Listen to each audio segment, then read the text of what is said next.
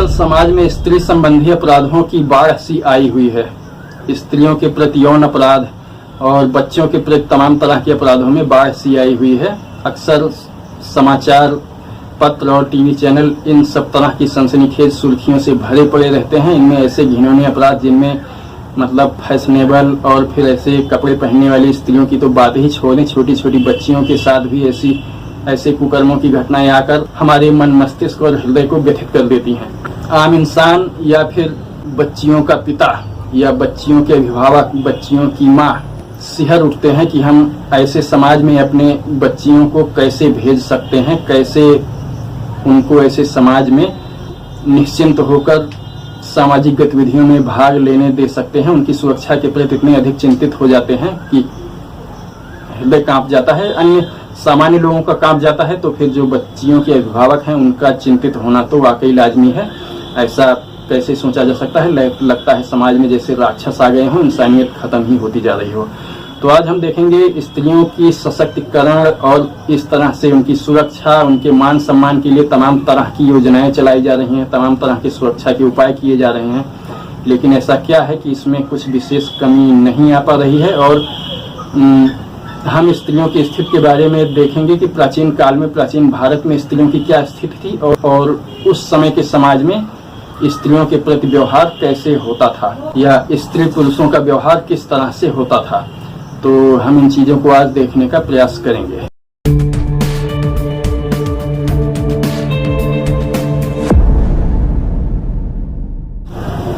समाज में जब नैतिक और धार्मिक पतन होने लगता है या फिर जब समाज में श्रेष्ठ लोगों की संख्या कम होने लगती है या तमाम उल जलूल नियम कानूनों के नाम पर उनको हाशिए पर धकेला जाता है और अपनी तमाम कुत्सित इच्छाओं की पूर्ति के लिए निकृष्ट और जंगली टाइप के लोगों की संख्या को समाज में जानबूझकर बढ़ाया जाता है, आपराधिक प्रवृत्ति के लोगों को, तो फिर इस तरह की घटनाएं बढ़ने लगती हैं। इस तरह के आपराधिक लोगों के कुकर्मों को, इनके द्वारा किए गए कारनामों को जब फिर टीवी समाचारों इन सब के माध्यम से बार बार दिखाया जाता है बहुत ही विकृत तरीके से, तो उनको देख देख करके जो समाज में ऐसे लोग कुछ होते हैं नैतिक समाज में भी, जो कि केवल समाज के भय से और नैतिक या धार्मिक भय से ही केवल चुपचाप पड़े रहते हैं, वो एकदम से अधर में होते हैं कि जरा से उनको अगर प्रभावित करने वाली चीज अच्छी दी जाए तो वो अच्छाई की तरफ चले जाएंगे, और अगर बुरा माहौल दिया जाए या फिर उनको इस तरह की बुरी घटनाओं की चीजों के बारे में बार बार दिखाया जाता है या पढ़ाया जाता है तो फिर वो इस तरफ डामाडोल हो जाएंगे। ऐसे लोग भी अच्छे समाज में भी होते हैं, लेकिन अच्छे लोगों के प्रभाव में रहने के कारण वो लोग अपने इन कुत्सित इच्छाओं की पूर्ति का प्रयास नहीं करते हैं। लेकिन जब समाज में ऐसे जंगली टाइप या विकृत और आपराधिक टाइप की मानसिकता वालों की संख्या बढ़ने लगती है तो फिर समाज में मानसिकता का भी प्रभाव पड़ता है। आपने महसूस किया होगा कि कहीं किसी के पास जाकर बैठते हैं तो आपका मन प्रसन्न हो जाता है और काफी हल्के महसूस करते हैं, लेकिन किसी के कोई ऐसे होते हैं कि अगर वो आपके पास आकर बैठ जाएं तो लगता है कि जैसे किसी ने दम सा घुटने लगता है, बिना कुछ कहे ही एक अजीब सी स्थिति आ जाती है। यह व्यक्ति की मानसिकता का प्रभाव होता है। इसी तरह से अगर ऐसे ही बुरी मानसिकता वाले लोग कुछ ज्यादा संख्या में हो जाए तो उनकी मानसिकता की वेव्स जो है लोगों को प्रभावित करने लगती हैं और बुरे काम करने के लिए प्रेरित करती हैं।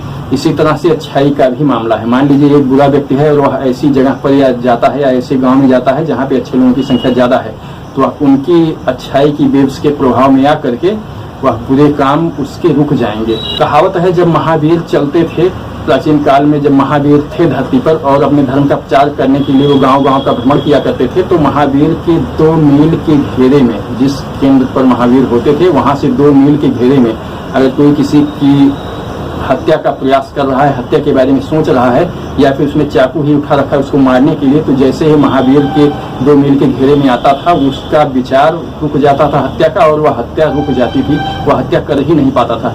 यह महावीर की अहिंसा का प्रभाव था। उनको जाके लोगों से कहना नहीं पड़ता था कि तुम अहिंसा करो, हिंसा ना करो, या हिंसा का मार्ग छोड़कर हिंसा अपना लो। यह अपने आप उनके प्रभाव में, उनके समीप होने की वजह से ही घटता था। यही हालत गौतम बुद्ध के साथ भी थी और यही हालत थी प्राचीन काल में जब गुरुकुल होते थे, तो वहाँ पे जो मुख्य सन्यासी होते थे उनका एक विशेष ऊर्जा क्षेत्र होता था। उस क्षेत्र के मौजूद रहने और सबल रहने की स्थिति में वहाँ पे किसी तरह का कोई कानूनी व्यवस्था नहीं करनी पड़ती थी और उतनी सारी संख्या में, इतनी बड़ी संख्या में विद्यार्थी वहाँ पर निर्भयतापूर्वक पढ़ते थे, ना तो कोई पशु उनको हानि पहुँचाता था, ना हिंसक पशु आपस में किसी तरह का उपद्रव करते थे, ना कोई हिंसक पशु उनके आश्रम को नुकसान पहुँचाता था, और वे सब लोग आपस में किसी आपराधिक घटना के बिना आराम से पढ़ लिख कर चले जाते थे। लेकिन अगर किसी प्रकार से उस सन्यासी का यह ऊर्जा क्षेत्र कमजोर पड़ जाता था तो वहाँ पे किसी तरह की इस तरह की घटना हो जाती थी, और फिर वह उस घटना करने वाले को सजा न दे करके वह सन्यासी खुद चला जाता था वापस तपस्या करके अपने ऊर्जा क्षेत्र को बढ़ाने के लिए, उसको वापस मजबूत करने या सबल करने के लिए। तो इस तरह से हम जान सकते हैं कि अच्छे बुरे लोगों की संख्या या फिर उनकी क्षमतावान अच्छे बुरे लोगों की मौजूदगी किस तरह से हमें प्रभावित करती है। और आधुनिक मनुष्य इस मामले में काफी हद तक कमजोर हो चुका है। तो टीवी, सिनेमा इत्यादि के माध्यम से जो भी अनाप शनाप की चीजें या वेब सीरीज के माध्यम से जो भी देसी पैर की चीजें उसे दिखाई जा रही हैं, खासतौर से यौन हिंसा पर आधारित, ये यथार्थता के नाम पर जो नग्नता इतनी विकृत तरीके से परोसते हैं, उसका बहुत ही भीषण प्रभाव पड़ता है। और फिर समाज में ऐसे विकृत लोगों की संख्या भी बढ़ती चली जाती है, ऐसे तमाम मानसिक कुंठाग्रस्त या मानसिक विकृतियों के शिकार लोगों की, और फिर ऐसे घिनौने अपराध के रूप में उसकी परिणति हमें देखने को मिलती है। बहुत से लोगों के या बहुत समाज या संस्कृतियों के धार्मिक और सामाजिक व्यवहार भी उनको इस तरह के अपराध करने के लिए प्रेरित करते हैं, खासतौर से दूसरे समुदाय के लोगों के साथ। तो ऐसे लोगों के संपर्क में आने से भी इस तरह की घटनाओं में वृद्धि होती है। तो हम देखते हैं आजकल इन सब चीज़ों को कैसे काबू किया जा सकता है, और हम यह भी देखते हैं कि तमाम तरह की योजनाएं चलती हैं स्त्री सुरक्षा के लिए, स्त्री सशक्तिकरण के लिए, और उनको तमाम तरह की बातें सिखाई जाती हैं, उनको आत्मरक्षा के तरीके सिखाए जाते हैं, और भी बहुत सी चीज़ें बताई जाती हैं कि रात में इतने समय ना निकलो, या ऐसा मत करो वैसा मत करो, उनकी अपनी सुरक्षा के लिहाज से। लेकिन मैं देखता हूँ ऐसे प्रयास क्यों नहीं किए जाते हैं कि लोग अपने बच्चों को या समाज के पुरुषों को शिक्षा दें कि उनको स्त्रियों के साथ अच्छा व्यवहार करना चाहिए, और उनका शालीन और सभ्य या अच्छा व्यवहार स्त्रियों के प्रति उनकी गरिमा में वृद्धि करेगा। प्राचीन काल में ऐसी स्थिति कि भारत के पुरुष स्त्रियों पे हाथ उठाना अपने पुरुषत्व के खिलाफ समझते थे, और अगर कहीं समाज में प्रचलित हो जाता था कि इस आदमी ने उस स्त्री पर हाथ उठाया, या इस आदमी या कोई बड़ा योद्धा है तो वह उस स्त्री के खिलाफ लड़ने के लिए उद्यत हो गया, तो फिर उसकी एक तरह से नाक ही कट जाती थी समाज में, और उसकी खिल्ली बहुत उड़ाई जाती थी, उसको बहुत अपमानित जीवन व्यतीत करना पड़ता था। तो इसलिए भी लोग स्त्रियों के प्रति सम्मान करते थे, और शिक्षा दीक्षा ऐसी थी कि वहाँ पे स्त्रियों के प्रति सम्मान करने को अलग से नहीं सिखाना पड़ता था, यह लोगों के खून में था। बचपन से ही माता पिता और गुरुजनों द्वारा यह बात उनको सिखाई जाती थी, और व्यक्तित्व के अच्छे विकास के लिए यह आवश्यक है कि मनुष्य स्त्रियों और अपने से कमजोर लोगों के प्रति अच्छा व्यवहार करे, उनका सम्मान करे, अपने बच्चों का और अपने आश्रितों का जो उस पर आश्रित है उनके साथ दुर्व्यवहार ना करे, स्त्रियों के साथ दुर्व्यवहार ना करे। यह उस आदमी की गरिमा में वृद्धि करता है। और हमारे धर्म ग्रंथों में कहावत भी है कि जहाँ पे स्त्रियों का सम्मान किया जाता है वहाँ पे देवता निवास करते हैं। कहने का मतलब है कि जहाँ पे लोग स्त्रियों का सम्मान करते हैं वहाँ के लोग देवताओं के सदृश हो जाते हैं, या वहाँ पे देवताओं की विशेष कृपा होती है, और वह जगह समृद्धि से फलती फूलती चली जाती है। तो हम देखते हैं हमारे ऐसे विचारधारा वाले देश में ऐसा क्या हो गया कि आजकल हमको बहुत ही विकृत घटनाएं स्त्री अपराधों से संबंधित सुनने को मिलती हैं, देखने सुनने को मिलती हैं, और इनको कैसे काबू किया जा सकता है, इनको रोकने के क्या उपाय हो सकते हैं, हम आज यही देखने का प्रयास करेंगे। आजकल हर जगह एक आंदोलन चल रहा है, स्त्रियों को सम्मान दो, उनका अपमान ना करो, उन्हें समानता और स्वतंत्रता प्रदान करो आदि। अब यह भी आधुनिक पश्चिमी जगत का ही प्रपंच है।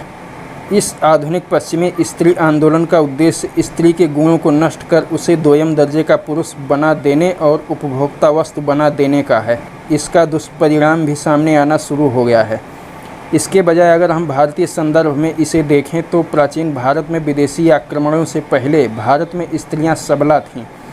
यहाँ पर लोग स्त्रियों पर हाथ उठाना, युद्ध लड़ना और उनका अपमान करना अपने पुरुषत्व का अपमान मानते थे। इसका कारण एक तो ज़्यादातर लोग सदाचारी होते थे, और दूसरे स्त्रियां इतनी शक्तिशाली होती थीं कि उन पर हमला करना या उनसे उलझना 50 से 100 लोगों को भी मृत्यु के मुख में पहुंचा देता। आजकल जो जबरन स्त्रियों का सम्मान करो का नारा बुलंद किया जा रहा है, हालांकि वह सिर्फ नारा ही है, कहने मात्र के लिए। क्योंकि इन आंदोलनों के बाद भी आधुनिक भारत और विश्व में स्त्रियों की स्थिति दिन ब दिन बदतर होती जा रही है और उन पर अत्याचारों में कोई कमी नहीं आ रही है।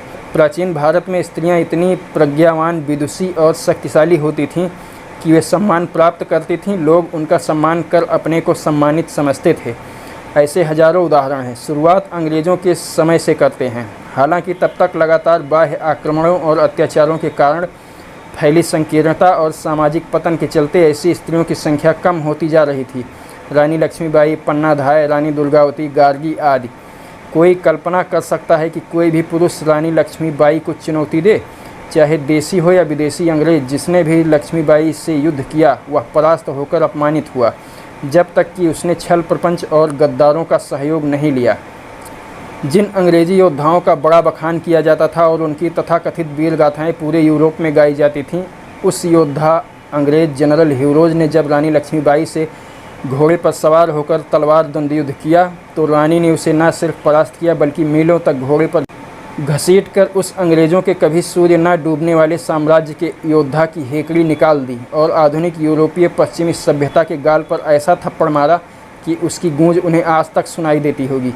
ऐसी कुछ घटनाओं के बाद अंग्रेज़ों ने भारतीय स्त्रियों को नष्ट करने का कुचक्र रचना शुरू किया और वे पीड़ित हैं, परतंत्र हैं आदि के नाम पर उन सब शिक्षाओं और परंपराओं को नष्ट करना शुरू किया जिनसे हमारी स्त्रियां शक्ति स्वरूपा होती थीं। ऐसा ही कुचक्र पश्चिमी विद्वानों ने तब से ब्राह्मणों और भारतीय गुरुओं के विरुद्ध रचना शुरू किया। जब पश्चिमी फिलासफी और पश्चिमी अध्यापकों जैसे अरस्तु के शिष्य सिकंदर और सिल्यूकस भारतीय गुरु आचार्य चाणक्य के शिष्य चंद्रगुप्त से हार गए। यहाँ भी पश्चिमी शर्म से मुंह छिपाते फिरते हैं और तब से पश्चिमी फिलासफर, चिंतक और शिक्षाविदों में भारतीय गुरुओं, ब्राह्मणों और भारतीय शिक्षा पद्धति का ऐसा भय बैठ गया कि उन्होंने इसे नष्ट करने का हर संभव प्रयास करना शुरू किया और अंग्रेजी शासन के दौरान धूर्त मैकाले ने ऐसा कर दिखाया। आधुनिक समाज में स्त्रियों पर अत्याचार और अपराधों में कमी नहीं आ रही है क्योंकि एक तो वे कमज़ोर हैं। जी हाँ, इन सब आधुनिक स्त्री आंदोलनों का अंतिम लक्ष्य स्त्रियों को कमज़ोर बनाना और उनका शोषण करना ही है। स्त्रियों पर अत्याचारों का दूसरा कारण समाज में आपराधिक प्रवृत्ति के लोगों की संख्या का बढ़ते जाना है। तमाम नियम और योजनाओं के नाम पर देश और समाज में अच्छे लोगों को हाशिए पर फेंक कर आपराधिक लोगों को प्रमुखता दी जा रही है। आधुनिक जीवन पद्धति या आधुनिक शिक्षा पद्धति पूरी तरह से उपभोक्तावाद पर आधारित है। ईसाईयत हो या फिर अन्य भारत से बाहर जन्म लेने वाले धर्म, जिनमें यहूदी, इस्लाम भी शामिल हैं, इन लोगों के अनुसार केवल एक ही जीवन होता है और फिर इस जीवन के बाद सब कुछ समाप्त हो जाता है। तो इस इकलौते जीवन में जितना अधिक भौतिक और सांसारिक सुख प्राप्त कर सको वह कर लो, अन्यथा इसके बाद सब कुछ समाप्त हो जाएगा। तो ये लोग हर एन केन प्रकारेण अधिकाधिक भौतिक सुख प्राप्त करने का प्रयास करते हैं और उनमें जो है एक प्रमुख भौतिक सुख यौन सुख भी है और इसको भी अधिकाधिक रूप से प्राप्त करने के लिए ये लोग समाज में स्त्रियों के प्रति अत्याचार भी बहुत ज़्यादा करते हैं। यह छुपा नहीं है। तमाम आपराधिक आंकड़े अगर देखे जाएं तो आज भी पश्चिमी यूरोपीय समाज में स्त्रियों के प्रति होने वाले अपराधों की संख्या भारतीय समाज के मुकाबले बहुत ज़्यादा है और इस तरह से तमाम इस्लामिक देशों में भी स्त्रियों की प्रति होने वाले अपराधों की संख्या भारतीय समाज के प्रति बहुत ज़्यादा है। अब हम इस बात को ठीक से समझते हैं। प्राचीन काल में भारतीय समाज में शिक्षा जब दी जाती थी तो फिर स्कूल जंगल में होते थे, समाज से बाहर, और वहाँ पर उनको ब्रह्मचर्य में रहकर 20-25 साल तक शिक्षा प्रदान की जाती थी और इस दौरान ऐसी व्यवस्था थी कि उनके मन में यौन जिज्ञासा या फिर काम भावना का जन्म नहीं हो पाता था। उनके जो भी शिक्षक और गुरु होते थे वो ऐसी व्यवस्था करते थे कि आदमी का वह सेक्स सेंटर जो है ऑफ कर दिया जाता था जब तक ये ब्रह्मचर्य में रहते थे। अब इसके बारे में मुझे बहुत जानकारी नहीं है, लेकिन ऐसा किया जाता था और फिर वहाँ पे जो धर्मगुरु या फिर बड़े गुरु होते थे उन आश्रमों में उनके ऊर्जा के प्रभाव में भी मन में ऐसे अनाप शनाप की भावनाएं नहीं पनप पाती थीं और वे आश्रम समाज से दूर रहते थे। तो फिर इस तरह की स्थितियां उत्पन्न ही नहीं होती थीं कि उनके मन में ऐसी जिज्ञासाएं पैदा हों और वे शिक्षा में पूरी तरह से अपना ध्यान केंद्रित करके शिक्षा अर्जित करते थे। और इसके बाद में 25 सालों के ब्रह्मचर्य पालन के बाद में वो पूरी तरह से सशक्त और यौन ऊर्जा से लबरेज होकर फिर समाज में जाते थे। अब उनके पास में 25 सालों के ब्रह्मचर्य के सुख का अनुभव था। ब्रह्मचर्य का पालन करना भी, अगर निर्विघ्न ब्रह्मचर्य का पालन किया जाए तो फिर शरीर में मानसिक और आत्मिक इतनी अधिक ऊर्जा उत्पन्न होती है कि आदमी को एक अलग ही तरह का दैविक आह्लाद या सुख उत्पन्न होता है और बहुत ही ऐश्वर्यवान आदमी का जीवन हो जाता है हर क्षेत्र में। तो उनके पास 25 सालों के ब्रह्मचर्य के पालन का एक आंकड़ा होता था, एक सुख होता था, मतलब एक अनुभव होता था ब्रह्मचर्य के सुख का। इसके बाद वे फिर समाज में जाते थे और फिर उनका विवाह किया जाता था, वे दाम्पत्य जीवन में प्रवेश करते थे और गृहस्थ आश्रम का पालन करते थे। अब गृहस्थ आश्रम का पालन करने के दौरान वे यौन सुख प्राप्त करने की प्रक्रिया में संलग्न होते थे। अब यहाँ पर यौन सुख प्राप्त करने के दौरान ऊर्जा का क्षय होता है। दरअसल हर सुख प्राप्त करने में ऊर्जा का क्षय होता है। इसको हम साधारण उदाहरण से समझते हैं। जब हम मान लीजिए किसी बाज़ार को घूमने जाते हैं, तो अगर हम वाकई में उस बाज़ार के घूमने का मज़ा लेना चाहते हैं तो हमको उस बाज़ार में पैदल घूमना होता है और इस प्रक्रिया में पर्याप्त थकान आती है क्योंकि हमारी ऊर्जा क्षय होती है। और बाज़ार के घूमने का असली मज़ा तभी आता है जब हम पैदल घूम सकें, तब हम बाज़ार को अच्छी तरह से जान सकेंगे, वहाँ की हर एक चीज़ को देख सुन सकेंगे। और फिर एक दूसरा तरीका भी है कि हम गाड़ी से जाएँ, मोटरसाइकिल में बैठकर वहाँ से निकल जाएं, तो इसमें हम उस तरह से नहीं थकेंगे जैसे पैदल चलने पर थकते थे, लेकिन तो हम उस तरह से बाज़ार से परिचित भी नहीं हो पाएंगे और उतना मज़ा भी नहीं आएगा। इसी तरह से अगर हम कार में बैठकर उस बाज़ार से निकल जाएं, तब तो और भी चीज़ों से हम वंचित रह जाएंगे, उस बाज़ार की और भी चीज़ों से वंचित रह जाएंगे। और अगर कहीं फिर हवाई सर्वेक्षण करें, हवाई जहाज़ से निकल जाएँ, फिर तो कोई मतलब ही नहीं है कि हम कुछ जान पाएंगे, लेकिन हमें बिल्कुल ही थकान नहीं लगेगी क्योंकि इस प्रक्रिया में हमें कोई भी ऊर्जा क्षय नहीं होगा। तो जहाँ भी हमें सुख मिलता है वहाँ पे ऊर्जा क्षय होता ही है। तो इसी तरह से यौन सुख प्राप्त करने की प्रक्रिया में भी ऊर्जा क्षय होता है। ऐसे तमाम जीव होते हैं, ऐसी तमाम मकड़ियाँ होती हैं। ख़ास तौर से एक मकड़ी होती है जिसको ब्लैक विडो कहते हैं। यह जब नर इसके साथ यौन क्रिया में संलिप्त होता है तो एक ही सेक्स क्रिया के दौरान उसकी मृत्यु हो जाती है। इतना ऊर्जा क्षय होता है उसका कि एक ही सेक्स के दौरान वह मर जाता है। इसलिए इस मादा मकड़ी को हमेशा ब्लैक विडो ही कहते हैं, क्योंकि जो भी नर मकड़ी इसके साथ यौन क्रिया में संलिप्त होता है वह हमेशा मर ही जाता है, इसलिए इसको ब्लैक विडो कहते हैं। तो इस तरह से हम देखते हैं कि यौन क्रिया में ऊर्जा क्षय होता ही है। अब इस तरह से जब यह 25 वर्ष का ब्रह्मचर्य पालन करने के सुख के अनुभव वाला व्यक्ति गृहस्थ आश्रम में प्रवेश करता था और यौन सुख का अनुभव लेता था, तो एक तो इतने समय तक इसने ब्रह्मचर्य के पालन से अपनी यौन शक्ति का संरक्षण किया हुआ है। इसके पास प्रचंड यौन शक्ति होती थी और जब यह यौन सुख में उतरता था तो यौन सुख की पूरी गहराइयों में उतर जाता था और फिर उसका यथासंभव पर्याप्त सुख प्राप्त कर लेता था जितना संभव हो सकता है। और फिर ऐसा करने में उसको जो ऊर्जा क्षय का अनुभव होता था और फिर ग्लानि का अनुभव होता था, या फिर उसको जो भी अनुभव प्राप्त होता था या फिर उसको जो भी सुख मिलता था, इस सुख का तुलनात्मक अध्ययन करने के लिए उसके पास ब्रह्मचर्य के 25 सालों के ब्रह्मचर्य पालन के दौरान अनुभूत किए गए सुख का अनुभव रहता था। तो इस तरह से यह आदमी धीरे धीरे अनुभव कर लेता था, अगर ज़रा भी प्रतिभाशाली हुआ, कि असली सुख कहाँ है, मतलब इन भौतिकताओं में है या फिर उन ब्रह्मचर्य के पालन में, या जो शिक्षाएं उसे दी गई हैं ब्रह्मचर्य काल के दौरान उनमें है। और फिर आदमी के मन में धीरे धीरे इन भौतिक चीज़ों के प्रति विरक्ति हो जाती थी और वह इन चीज़ों का त्याग करके फिर वानप्रस्थ और फिर संन्यास्त आश्रम में चला जाता था अपनी अवस्था के अनुसार। अब ऐसा आदमी जिसको ऐसी शिक्षा दी गई है कि भौतिक सुख चाहे जो भी हो, चाहे यौन सुख हो या कोई भी सुख हो, उसमें उसको प्राप्त करने के चक्कर में तमाम तरह की जटिलताओं का सामना करना पड़ता है और आदमी का ऊर्जा क्षय होता ही है। तो ऐसा आदमी क्या फिर यौन सुख प्राप्त करने के लिए अनाप शनाप की हरकतें और अनाप शनाप की अपराध ऊपर से करेगा? एक तो ऐसे ही उसकी ऊर्जा क्षय होती है, दूसरे फिर अनाप शनाप के अपराधों में भी संलिप्त हो। तो इस तरह का आदमी ऐसे अपराधों में बिल्कुल ही प्रवृत्त नहीं हो सकता है। इस तरह से हम देखते हैं प्राचीन भारत में स्त्रियों के प्रति अपराधों की संख्या लगभग नगण्य के बराबर थी, बिल्कुल ना के बराबर थी।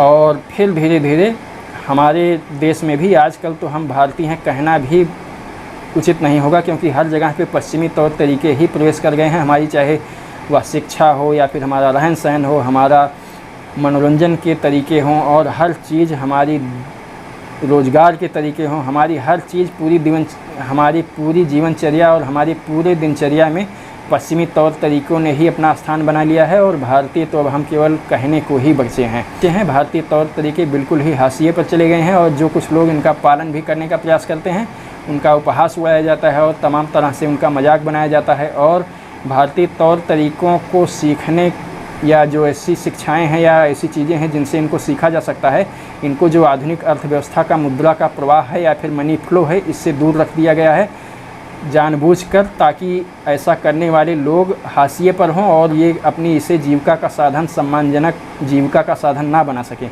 इसलिए भी इन शिक्षाओं पे करारा प्रहार हुआ है और लोग इनसे विमुख होकर भौतिक शिक्षा के प्रति बहुत ज़्यादा आकर्षित होकर और उनमें लिप्त हो रहे हैं, और फिर इनके परिणाम स्वरूप इस तरह से हम स्त्रियों के प्रति होने वाले ऐसे अपराधों की संख्या में वृद्धि देख रहे हैं आज।